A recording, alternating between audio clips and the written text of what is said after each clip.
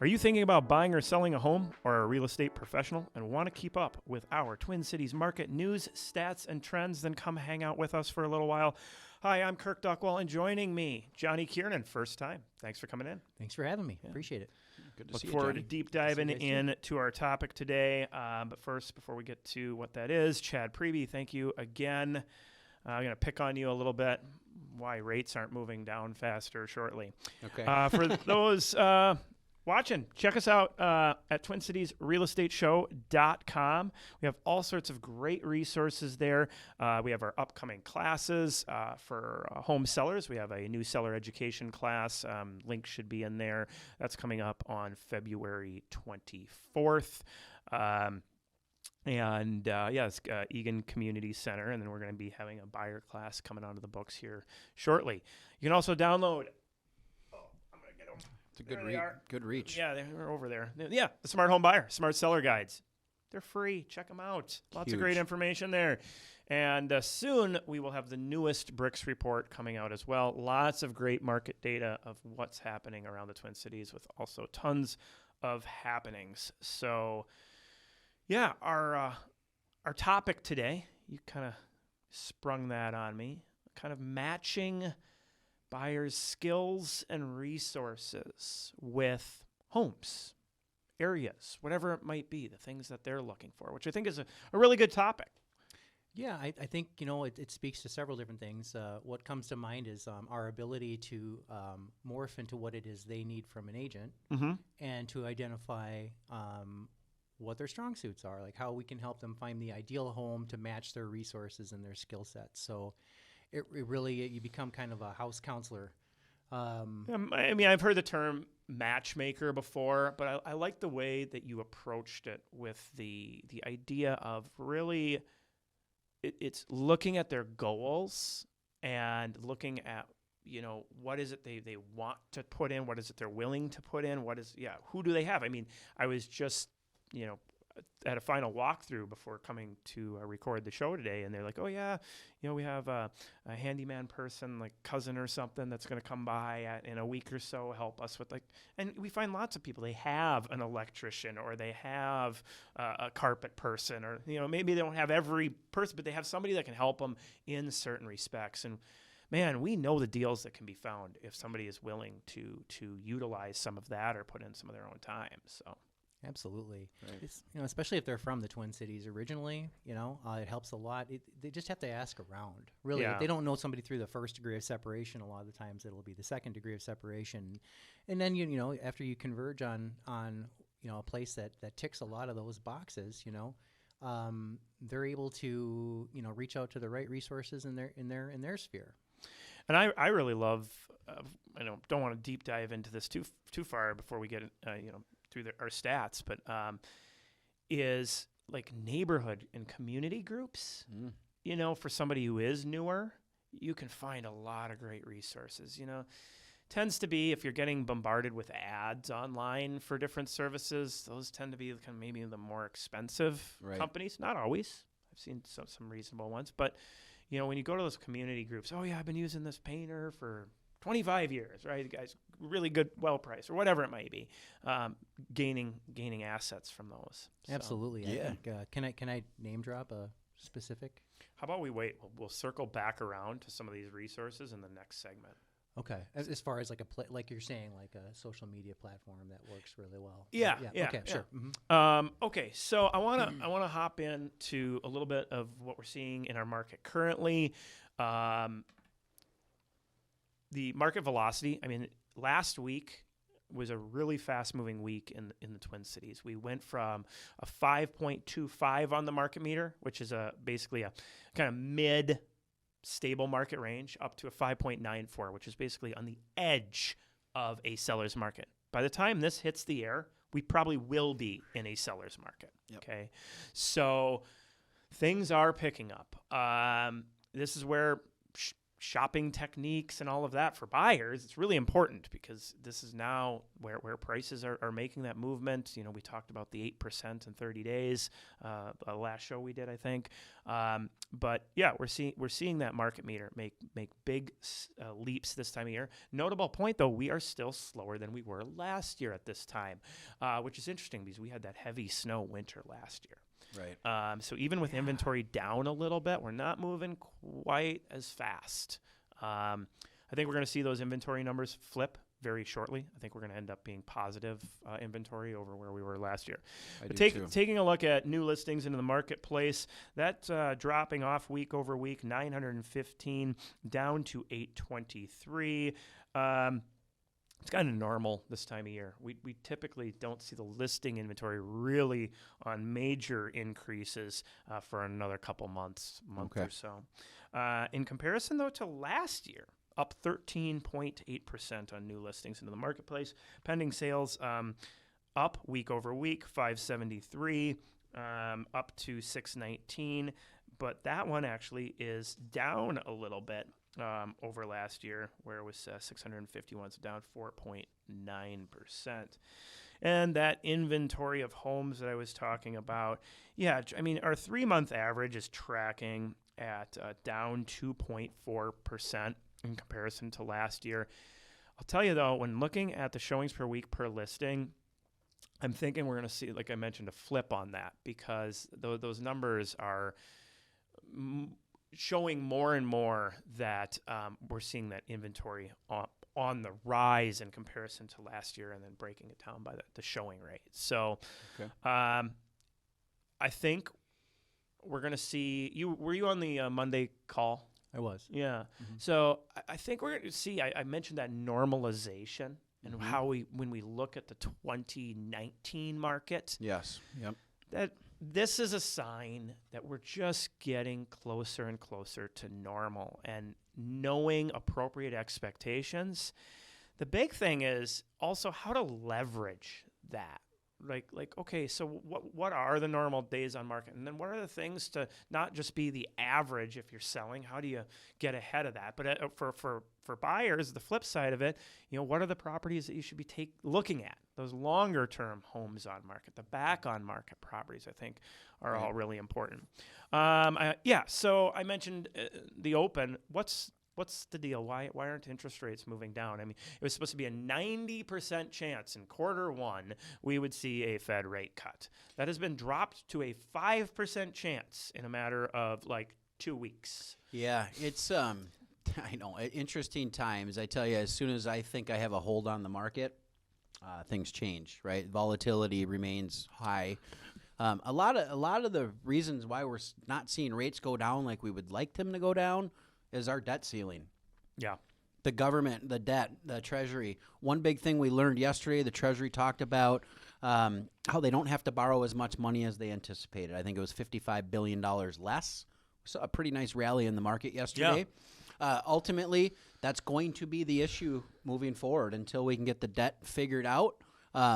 There's a lot of auctions going on right now, you guys. You got the 2-year auction, 2, 5, 7-year notes that they're Treasury bonds. Treasury bonds, and a lot of our, that's what our government's floating on right now. Our debt. That's how we're surviving.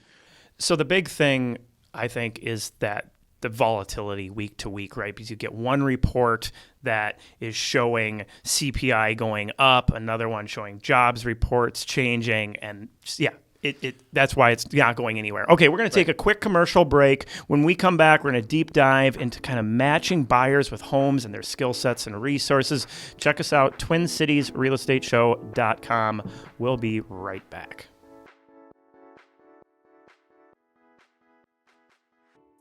Kirk Duckwall here again with the Twin Cities Real Estate Show. Our local sponsors are BRIX Real Estate, Network Title, Eric Bloomstrand and Chad Priebe with Bell Bank Mortgage, and James Tufson with the Preserve Group.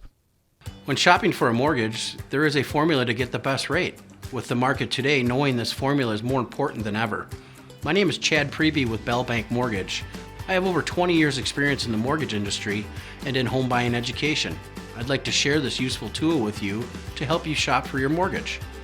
You can find me at chadpriebe.com or call me at 651-207-9274.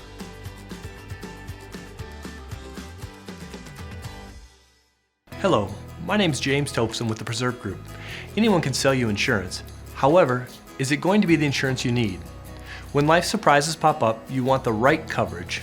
When it comes time to find or renew your policy, give me a call.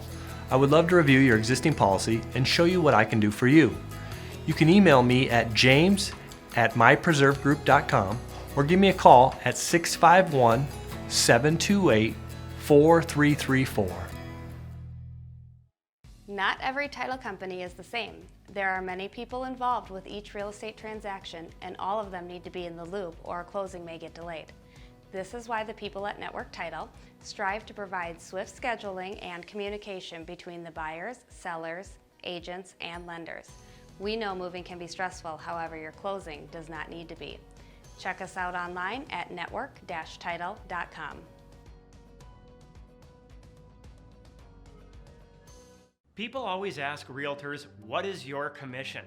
But what they should be asking is, what is your rate of return? Commissions only vary by a couple of percent from agent to agent. However, the price per square foot you get just based on their experience and the quality of marketing they use can vary by 10% or more. At BRIX Real Estate, our agents use the right marketing and have the experience to get you top dollar for your house. See what we can do for you at BRIXTwinCities.com.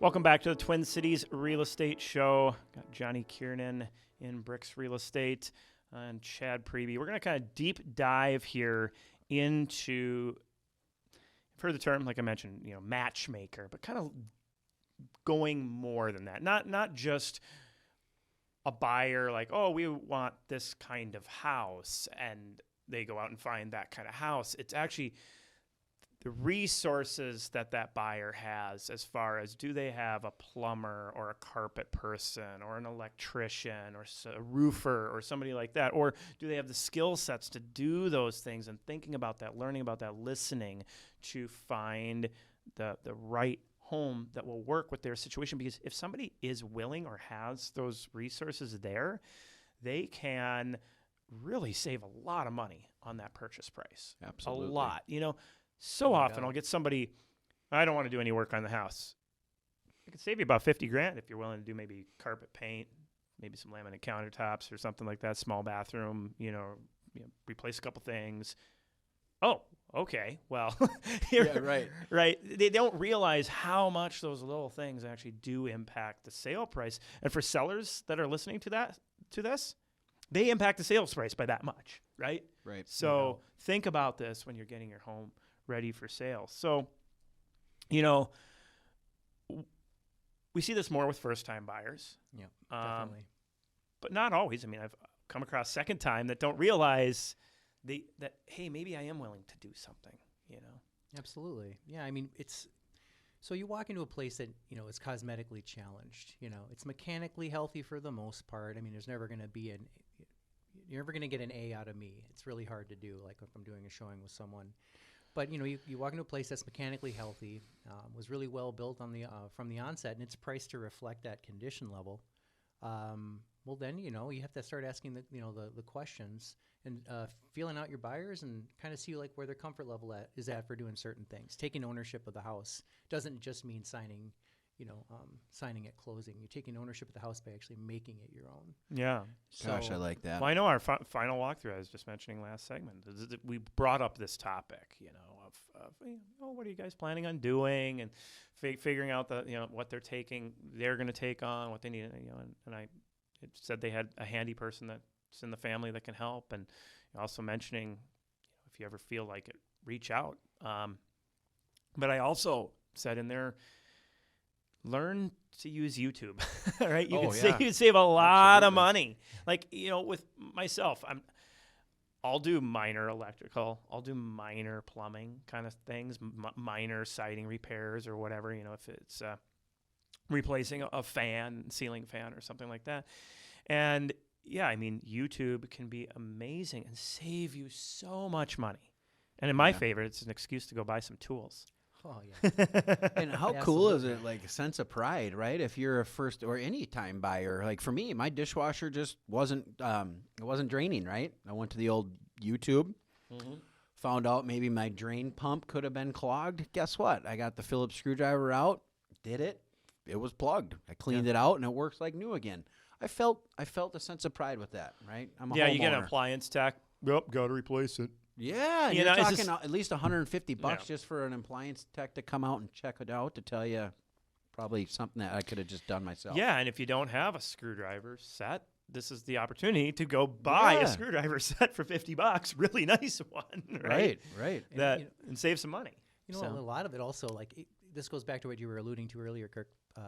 Finding out if you have those tradespeople, you know, in your family Yep. or in your circle of people, and you know, even if they're not going to give you a break on price, at least you know they're going to give you an honest answer. Yeah. Whereas You'd hope. a lot of these trades companies out there are trained to sell you things. Right. They're not there to help you fix it. They're there to help you replace it. Yeah. Right? That's- Not help that's you. true. Try to help themselves in helping you replace it. Yeah. But yeah, it's not like they make up maladies or whatever, but they definitely give you the expensive, softer landing, which, you know, if you have somebody in your family, it behooves them to be honest with you and give you, you know, direct and honest feedback, even though they might, I'd be like, hey, charge me the full price. That's fine.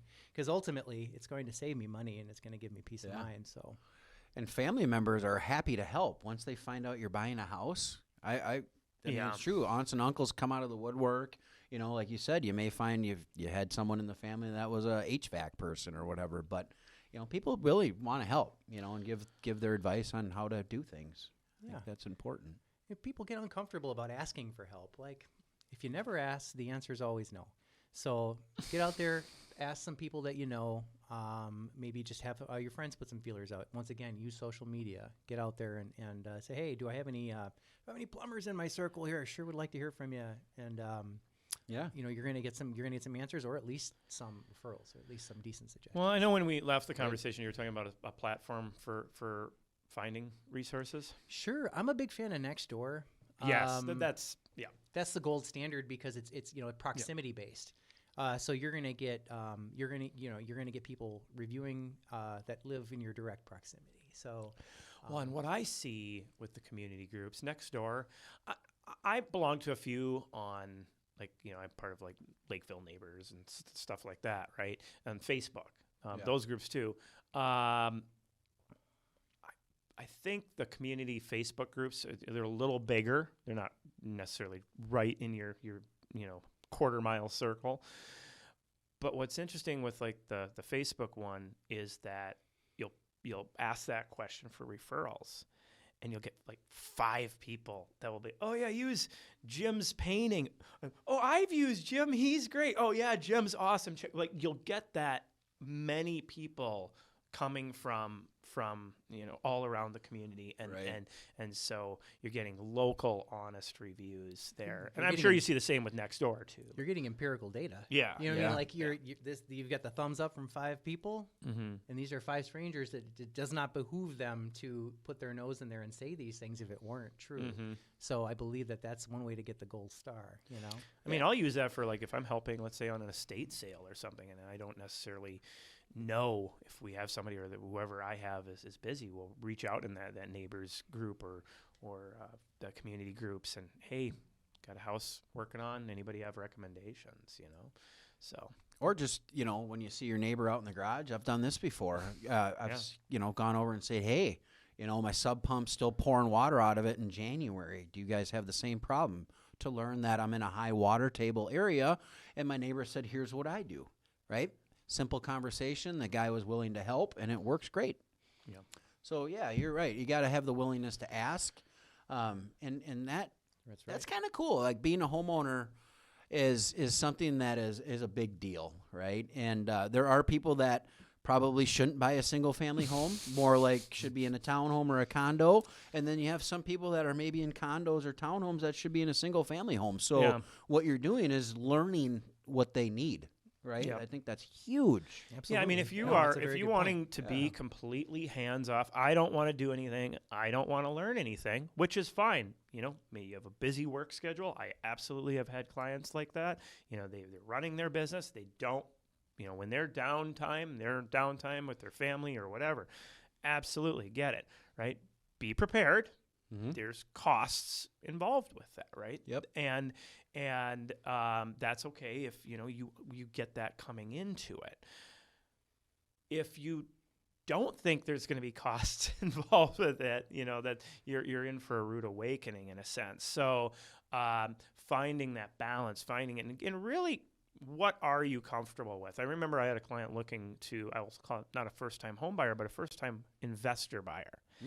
And he was like a chemical engineer and was very, very understood his craft, but renovation and remodeling scared the heck out of him, right? And I'm like, the stuff that you're looking at and this house that you're looking at doing is not very hard. Your job that you do is significantly harder than the things that this house needs. I would recommend, now this kind of dates this client a little bit, I recommend go over to Home Depot and pick up the little guidebooks. Today I would say go on YouTube. Right. But he did. He bought the electrical book, the plumbing book and all that. And the pride, he called me. I get a phone call like 4 months later. And he's like, oh my gosh, Kirk, you got to come by and see the house. I get in there. I'm like, he did the floor, he did the ceiling, he did the electrical, he did the drywall, all this. He's like, yeah, you're right. It was really not that hard. Exactly. And look at the It's about feelings building you their got from that. confidence, you know? Yeah, that was it. So it's, I just closed one recently, and I could sense trepidation about certain things, but after having, a decent amount of conversations with these folks, getting to know them, understanding that they're both really intelligent people, and very, very apt, and, what I said to them was, I would never make a suggestion that I didn't feel that you could handle. Yeah. And so it's all about bolstering their confidence. And once they get past a certain point, and once like I said before, once they take ownership of the house and start making their mark on it, then all of a sudden it becomes like a surrogate child. Then they're like, this is my hobby. You know what I mean? Yeah. And this is the opposite end of the spectrum from what you were talking about, Kirk. This is the people that want to make some changes. And they want to dedicate that time to it. So this is a hobby that they're buying onto. That's cool. This is a hobby that they can take a lot of pride in. So Yeah. Well, and I mean, we talked about the differential of, hey, just going in and doing some carpet and paint and maybe minor stuff. If you get into we're actually going to make improvements. We're going to finish an attic. We're going to finish a basement. Need bigger projects. Now you're talking a lot more equity that one can get in. And you've been in the industry long enough. I mean, you've seen the person who buys that house that, whether it's just getting the cosmetics fixed up or actually taking on that bigger project of what it's worth today. Right. Oh, yeah. Yeah. Definitely. Oh, my goodness. Yeah, like, for instance, I had one buyer of mine retrofitted his house with forced air afterward. He did it himself. He retrofitted it with forced air, took out the boiler system and the That's radiators. a little my bigger. I was blown away. That's impressive. And then we turned around and we I helped them sell that place, and they made a pile, like, just from the work that they did. They put in a dog washing station. They did all this stuff themselves. It was an incredible. Now I think he's a GC. I think he's worked his way into He really what I'm going to do. Yeah. That's cool. Super cool people. Yeah. Nice. Very, very Nice. lucky to have met them. Yeah. Yeah, I mean, and we kind of covering the spectrum from somebody who's willing to do boiler replacement and all of that, and forced air to somebody who just doesn't want it completely hands off. We've seen that wide range, but I think it really comes down to, as you're out there shopping, talk with your agent, talk and hey, just so you know, we have a plumber in the family, we have a roofer in the family, we have so as we're looking and thinking, oh yeah, this house might work. That where we didn't necessarily think about that. Maybe make that a part. like that. Maybe work that into the buyer meet. Like, when you first meet a buyer, work that into that Yeah, conversation. do you have any of these? Yeah, exactly. Yeah. Because then we can understand when we get out there and start looking at stuff. We can help them veto certain properties. My dad bought 4 homes before he thinks he's a home inspector. No. Yeah, no. That's interesting that you say that, because I was on my drive here today. I'm like, we kind of are a cursory inspector for them. for our buyers. We walk in and like we have to have a certain breadth of knowledge and understanding about the composition of a house and the mechanical health of a house. We kind of are there. Well, you should. Yeah, Absolutely. we're their first line of defense. Yes. Absolutely. I think there is a majority of agents that are licensed that don't have that skill set, could not tell you an age on a furnace, could not tell you an age on a water heater, could not tell you an amperage on a panel, what types of pipes, Well, how many agents estimated age on a roof. Right. I think there is a ton of it. What's funny is if you go next door to Wisconsin, they put a lot more on their agents to note and disclose known defects that they see. It falls into the auspice of what we should know. Yeah. I mean, it's kind of, you go to a car absolutely. dealership, if you get a car, somebody who's just trying to be salesy versus the one who actually knows the product. I mean, I think I love it though. Throw it into the kind of buyer's questions at the beginning. Absolutely. Yeah, And just kind of try to understand them because we're counselors at the same time. Mm-hmm. And just, get a feel for what they're comfortable with on all levels. Additionally, I think it's imperative to not, conversely, I think it's imperative to not push people beyond their comfort level too. Never. Like, Oh, you can do this. yeah, come Yeah. on. No. Just go ahead and just throw on one of those COVID masks and scrape up all that asbestos tile. Oh, You got yeah. this. Oh yeah, somebody was asking me about it was popcorn ceilings. It's like, is this something you can do yourself? I'm like, well, sometimes they have asbestos, and I wouldn't recommend it. Yeah, it looks easier on Yeah. YouTube than it actually is, right? With Yeah. that type of project. You definitely want to give it to them straight. I mean, that's another thing. We're counselors. We got to be transparent. There's a lot of moving parts here. And I've put my foot in my mouth a few times, and I've learned over the years to kind of pump the brakes a little bit and just really try to understand my buyers a bit better. Something I learned from both of you guys is something called exploratory runs. And I don't know how many other agents are doing this, but more of going out on these exploratory runs to show people what could be wrong with the house rather than selling them based on the room sizes. Go through 4 or 5 homes with no expectations of purchase whatsoever, and just talk about the house, right? And is this the type of project you would want to take on? Having that conversation without it being like, this is a showing, Right. This is it. I like to find a house that needs some work. And Yeah. okay. Absolutely. I've walked into many homes and, wherever they are in the spectrum of looking at homes, but we'll walk in and it'll be an automatic no because the house doesn't match the pictures, right? Right. You walk in and obviously a lot of smoke and mirrors. I'm like, the next sentence out of my mouth, all right, let's treat this as an educational showing. Let's take it from the Yeah. basement up, Yep. and we'll talk about all the physical characteristics of the house, the mechanical Love health that. of the house. And so they're getting an education at the same time, so they can take this education with them as they go forward. Whatever their next house looks like, they'll have a better understanding of what a decent house should look like. Right. Well, I want to thank you again for coming in today, chat about this, and My chat. pleasure. Thanks for having me.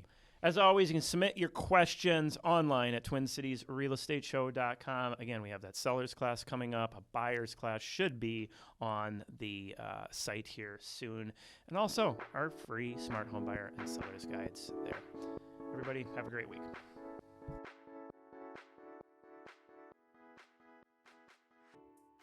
Don't forget to check us out online anytime at TwinCitiesRealEstateShow.com. There you can find all of our past shows, our weekly market updates, along with the latest and greatest searching and researching tools, and our free publications to include the Smart Home Buyer Guide and the Smart Seller Guide, along with the BRIX Report. All of these free for you. If you have any real estate questions, please feel free to give us a call, 651-303-0019. Again, 651-303-0019. Happy to help answer any of your real estate questions or assist with your real estate needs.